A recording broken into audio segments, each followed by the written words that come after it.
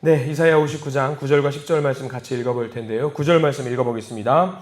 그러므로 정의가 우리에게서 멀고 공의가 우리에게 미치지 못한즉 우리가 빛을 바라나 어둠뿐이요 밝은 것을 바라나 캄캄한 가운데에 행함으로 우리가 맹인같이 담을 더듬으며 눈 없는 자같이 두루 더듬으며 낮에도 황혼때같이 넘어지니 우리는 강장한 자 중에서도 죽은 자 같은지라. 아멘.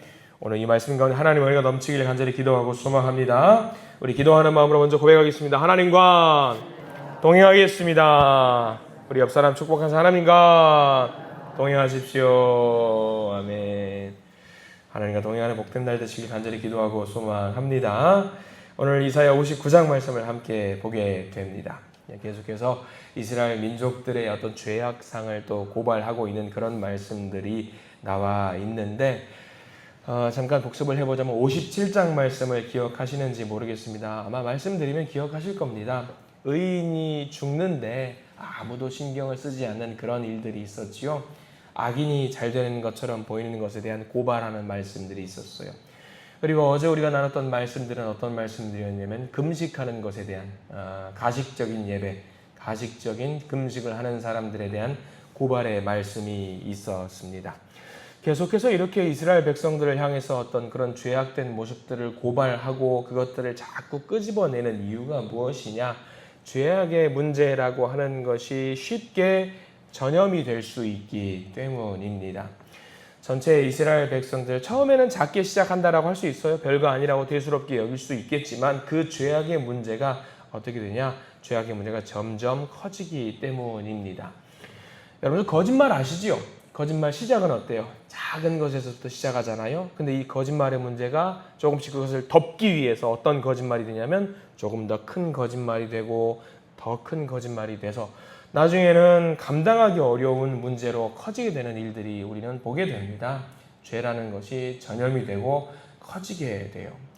그렇다고 해서 우리가 죄를 두려워할 필요는 없습니다만 그 죄가 가지고 있는 전염성만큼은 우리가 굉장히 조심해야 합니다. 이 죄의 문제를 생각하면요, 저는 늘 어렸을 때 모습이 생각나요. 제가 어렸을 때에 이 오른손 위에, 아니 왼손이었군요. 왼손 위에, 손등 위에 사마귀가 있었어요. 사마귀. 어렸을 때 그런 것들이 하나씩 있잖아요. 조그맣게 시작하는데 나중에 보니까 이게 제법 커져요. 커져가지고 이 사마귀를 늘 이게 어렸을 때 컴플렉스였어요. 근데 어머니께서는 그때 당시 저는 의료보험이 없었어요. 어머니께서 하나님 믿는 사람은 의료보험 없어도 된다고, 하나님 다 고쳐주신다고 그래가지고 병원을 쉽게 못 갔어요. 근데 그 사마귀를 치료하는 민간요법이 있는 거 아세요? 따라하지 마세요. 밀가루를 조그맣게 반죽을 매서 그거를 뭘로 반죽을 맺냐면 식초 원액 그걸로 해가지고 이거를 다 해보셨잖아요, 다들. 그래서 그거를 그 사마귀 같은 데 딱 올려놓으면은 이게 어떻게 되냐면 이게 나중에 이 사마귀가 긁으면 통증 없이 떨어져 나가요. 근데 문제는 저도 그거 했다가 없어지면 다행이는데 없어져요, 안 없어져요? 안 없어져요. 이게 나중에 다시 커져요, 이게 사마귀가. 늘 저는 이제 죄의 문제 생각하면은 그렇게 나중에 이제 의료보험 돼가지고 나중에 고치긴 했는데 별거 아니었어요. 의료보험도 문제가 아니에요. 어렸을 때 유명했던 약이 하나 있었습니다. 티누넥이라고 있어요. 들어보셨겠죠? 그거 바르니까 나중에 이제 이게 건조돼가지고 이게 말라가지고 비틀어지더라고요. 나중에 의사 선생님을 통해서 알게 됐어요. 이런 것들은 그렇게 민간요법은 잠시당 큰일 날 수 있다고. 어떻게 해야 되니까 선생님? 이게 뿌리가 있대요. 사마귀는 뿌리가 있어서 그 뿌리까지 제거해야지 이제 나중에 이게 자라나지 않는다라는 이야기를 나중에 들었어요. 말씀 묵상하면서 그때 생각이 나는 거예요. 죄의 문제도 똑같더라고요. 죄의 문제는 근본적인 뿌리를 제거하지 않으면 나중에 이게 죄가 또 커지고 또 여기서 나고 저기서 나고 하는 경우들이 있다라고 하는 거예요. 이 59장 말씀이 그 이야기를 하고 있어요. 뿌리 뽑지 않으면 평상시에는 좀 멀쩡해 보인다라고 해도 죄의 뿌리로 인해서 다시 한번 골마지고 커진다라고 하는 거죠. 그래서 우리가 죄의 문제에 대해서는 굉장히 민감해야 돼요. 59장 말씀이 그 죄의 문제에 대해서 그걸 고발하는 내용입니다. 그래서 우리가 그리스도인들이 믿는 사람들이 평생을 두고 해야 되는 일이 무슨 일인가라고 싶으면 죄의 뿌리와 싸우는 일이라고 어떤 목사님들은 말씀하셔요. 맞는 말이에요. 교회의 경쟁 상대, 어떤 다른 이웃 교회도 아니고요. 다른 종교도 아닙니다. 교회가 싸워야 될 것은 그 죄의 문제, 죄의 뿌리라는 거지요. 59장을 묵상하면서 여러분 간절히 소망합니다. 우리 안에 있는 그 죄의 문제를 완전히 끄집어낼 수 있어야 돼요. 59장 말씀을 묵상하면서 나의 마음속에 있는 그 죄의 문제가 무엇이구나. 내 안에 있는 죄의 문제를 끄집어내야 되는구나 라는 것을 알 수 있는 저와 여러분들 되시기를 바랍니다. 자, 1절 말씀 볼까요? 1절 말씀 돌아갈 텐데 1절 말씀 같이 한번 읽어봅니다. 1절입니다. 여호와의 손이 짧아 구원하지 못하심도 아니요 귀가 둔하여 듣지 못하심도 아니라 라는 거예요. 하나님이 말씀하시는 거죠. 사람들이 기도를 했어요. 하나님이 그 기도에 대한 반응이 없어요. 그래서 사람들은 생각합니다. 여호와라는 그 분이 손이 짧은 거 아니냐, 능력이 없는 거 아니냐. 그때 당시 손이 뭘 말해요? 힘과 권세와 능력을 말하잖아요. 야, 귀가 둔해서 듣지 못하시는 거 아니냐, 그런 생각을 했다라는 거예요. 하나님한테. 바벨론 포로 생활하고 있는데 누군가 와서 도와줘야 돼요. 도와주지 않으니까 우리가 기도를 해요. 여호와 하나님이라는 분에게 기도를 하는데 누가 우리를 구해주지 않을 것 같아요. 여전히 압제 속에 있다 보니까 그들 스스로 무슨 생각을 하게 되느냐, 하나님이 안 계신다라고 생각을 한다라는 거죠. 근데 하나님이 말씀하셔요. 아니다. 내가 손이 짧은 것처럼 보이냐? 아니다. 힘이 없어 보이냐? 아니다. 내가 듣지 못했던 거 같냐? 아니다. 다 듣고 있었다. 하나님이 원하는 대로 다 그림을 그려나가고 있는데 사람들은 생각을 하는 거예요. 자기 식대로 생각을 했는데 안 되니까 이게 무슨 하나님이냐고 그렇게 하나님을 원망하고 있었다라는 거죠. 그런데 하나님이 그럴 뿐입니까? 우리가 원하는 대로 왼쪽으로 가세요? 왼쪽으로 가셔요? 오른쪽으로 가세요? 오른쪽으로 가셔요? 만약에 우리가 바라는 대로 왼쪽 가셔요? 왼쪽 가고 오른쪽 가셔요? 오른쪽 가면 그게 무슨 하나님이에요? 하나님이 아니라는 거죠. 그거는 미신이고 우상이죠. 미신과 우상은 그렇습니다. 내가 뭔가 줘야 돼요. 주면은 나중에 뭐가 되죠? 돌아오는 게 있죠. 그게 미신이고 우상이죠. 주거니 받거니. 그게 우상입니다. 하나님이 원하시는 것은요, 주거니 받거니가 아니에요. 하나님이 원하시는 건 무엇이냐? 관계입니다. 관계. 늘 고백하죠. 하나님은 어떤 분이시다? 인격적인 분이시다. 하나님은 우상이 아니에요. 하나님은 무슨 돌덩이도 아니시고요. 동네 앞에 있는 무슨 천하대장군 나무 쪼가리도 아니세요.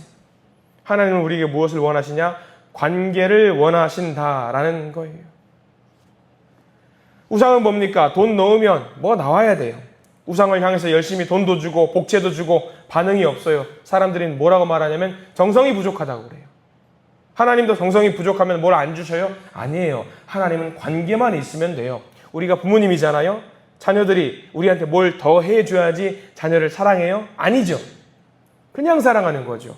내 아들이니까, 내 딸이니까 그 관계만 있으면 되는 거죠. 하나님 앞에서 우리도 마찬가지라는 거죠. 내가 하나님 앞에서 그저 아들이면 되는 거고요. 내가 하나님 앞에서 그저 딸이면 되는 거예요. 그 관계만 유지하면 되는 거죠. 하나님이 원하시는 게 그거였어요.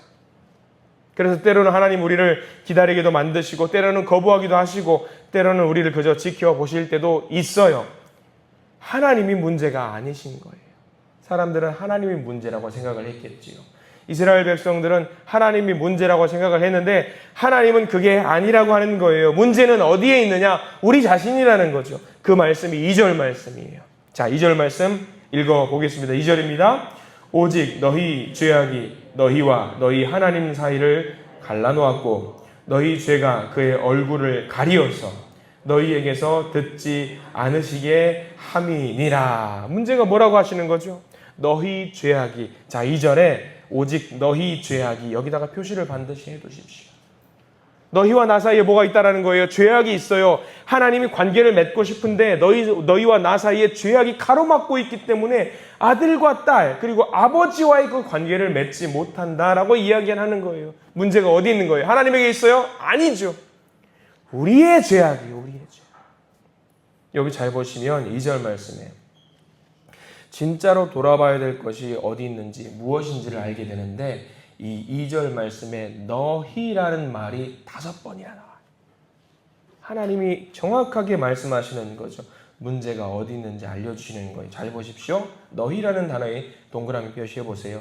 오직 너희 죄악이 너희와 너희 하나님 사이를 갈라놓았고 너희 죄가 그 얼굴을 가리어서 너희에게서 듣지 않으시게 함이니라. 문제가 어디 있다는 것을 짚어내주시는 거예요. 우리에게 문제가 있다는 거예요. 사람들은 그것을 인정하지 못했던 거죠. 여기에서 끝나지 않아요. 3절도 이어지는 거예요.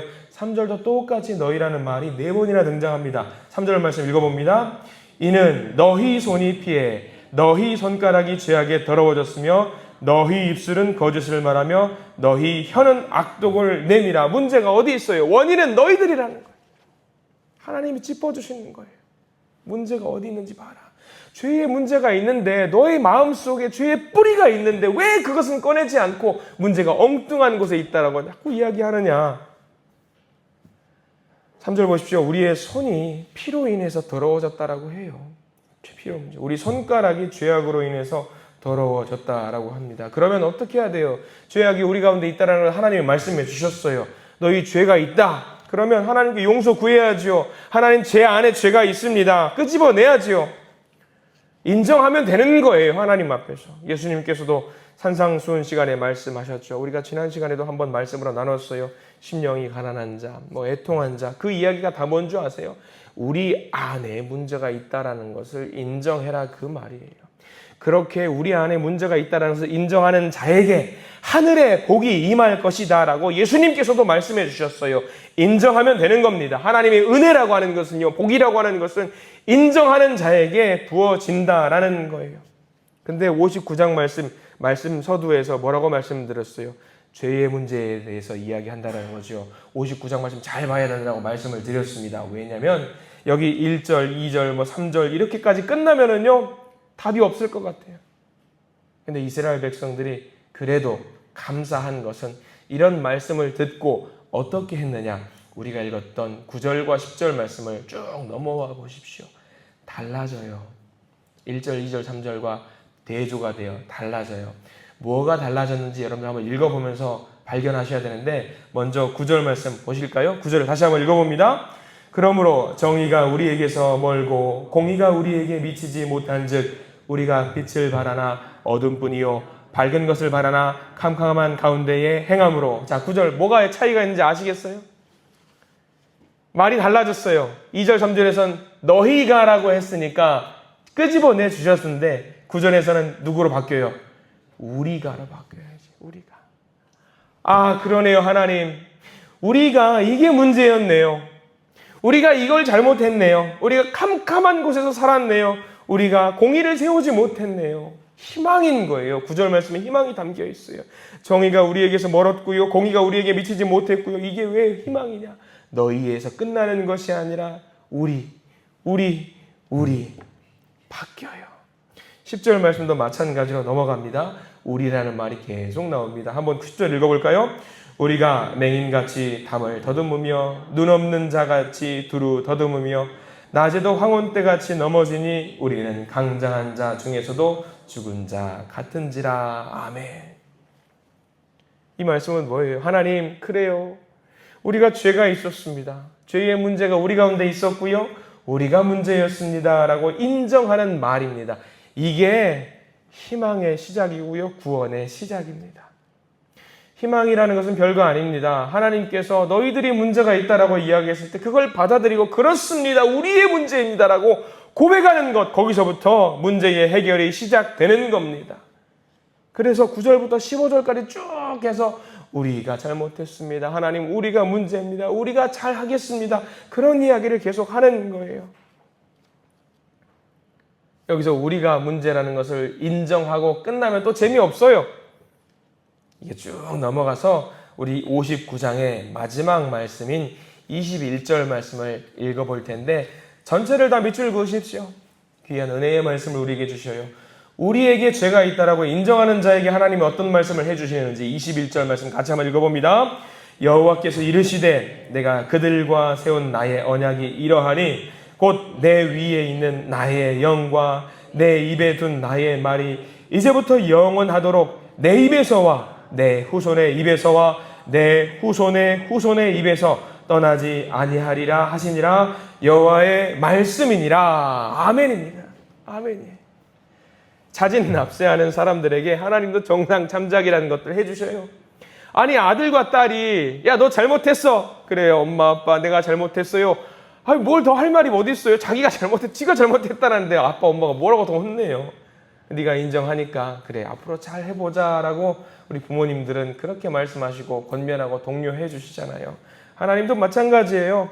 죄가 있다라고 인정을 하는 그 자녀들에게 그래 다시는 그렇게 하지 말아라. 내가 너에게 약속했잖냐. 너희들은 내 귀한 백성이고 내가 너희들에게 구원을 줄 것이고 너희 후손에게도 복을 줄 거고 너희 후손의 후손에게도 복을 줄 것이고 후손의 후손의 후손에게도 복을 줄 것이다. 간단하죠?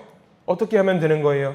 하나님을 원망하면서 하나님 손이 짬내 만에 눈이 어둡네 만에 귀가 어디 붙었네 그 이야기하는 것이 아니라 하나님 제가 연약합니다. 하나님 제가 죄악 가운데 있었습니다. 거짓 가운데 살았습니다. 그로 인해서 하나님 이 관계가 깨질 지경입니다. 어떻게 하면 좋겠습니까? 이거예요. 이게 우리가 하나님과 바른 관계를 맺는 방법이고 구원을 얻는 방법이라고 우리에게 일러주셔요. 비록 우리의 삶이 흑암과도 같을지라도 우리가 하나님 앞에 바르게 서 있을 때 하나님은 우리를 반드시 새롭게 세워주실 것을 믿으시기를 바랍니다. 오늘 59장 말씀 죄의 문제를 우리에게 말씀해 주고 있어요. 오늘 죄의 문제를 가지고 하나님 앞에 기도로 나아가시기를 간절히 소망합니다. 하나님은 반드시 우리에게 언약을 지키시는 하나님, 그 하나님으로 서 계십니다. 이제 우리에게 바톤은 넘겨왔어요. 언약을 지키시는 그 하나님 앞에서 나의 죄를 고백하고 회개하는 가운데 하나님께서 새롭게 해주시는 놀라운 역사를 경험하시는 우리 모든 믿음의 성도님들이 되시기를 이 시간 간절히 축원합니다. 기도하겠습니다. 하나님 오늘 말씀 주셔서 감사합니다. 이사야 59장 말씀을 통해서 우리에게 숨겨져 뿌리 깊숙이 박혀있는 그 죄의 문제를 보게 하시니 감사를 드립니다. 우리가 때때로 기도의 응답이 더디고 삶의 문제가 풀리지 않을 때 하나님께서 듣지 않으신다라고 생각을 했습니다. 하나님의 손이 짧고 귀가 어두운 것, 둔한 것이 아닌데 문제의 원인을 하나님께 돌리며 원망할 때가 있었습니다. 그러나 오늘 말씀을 통해 하나님이 문제가 아니라 우리의 죄악이 하나님과 우리 사이를 갈라놓았음을 깨닫게 해 주시니 감사합니다. 주여 우리 안에 깊게 박힌 죄의 뿌리를 끄집어낼 수 있도록 도와주시옵소서. 겉으로는 괜찮아 보이지만 멀쩡해 보이지만 마음 깊은 곳에 남아있는 교만과 거짓과 불순종을 주님 앞에 내려놓게 하시고 우리의 죄를 가볍게 여기지 않게 하시고 너희에게 문제다 하시는 말씀 앞에서 그렇습니다 주님 우리가 문제입니다 라고 고백하는 겸손한 믿음을 허락하여 주시옵소서. 우리의 손과 입술과 마음을 정결하게 해주시고 어둠 가운데 빛을 찾으면서도 죄를 붙들고 살았던 우리를 용서하여 주시고 다시 주님께 돌아가는 은혜를 허락하여 주시옵소서. 죄를 고백하는 바로 그곳에 회복의 은혜가 있을 줄 믿습니다.